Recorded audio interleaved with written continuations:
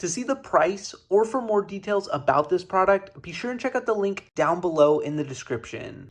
Hey guys, Tyler here, and in today's video, we're taking a look at these cordless electric scissors. Now in this video, we're going to talk a little bit about these electric scissors and help you know what you can expect when you get them.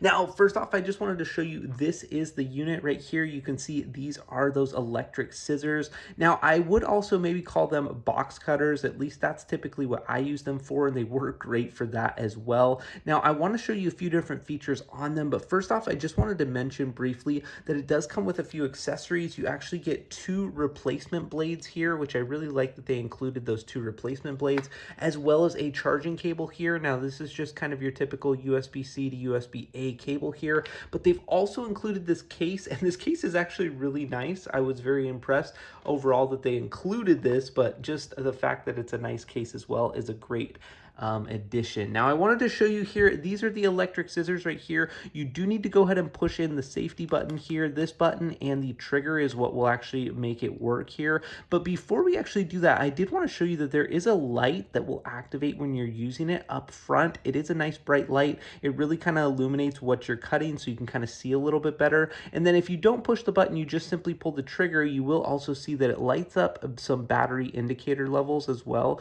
So we can see that mine is about 2/3 charged there. I like that they have those indicators as well. Now, as far as the cutting goes, you simply just go ahead and push those 2 and then pull the trigger at the bottom. And I'll go ahead and demonstrate it here, just the noise level that it makes here.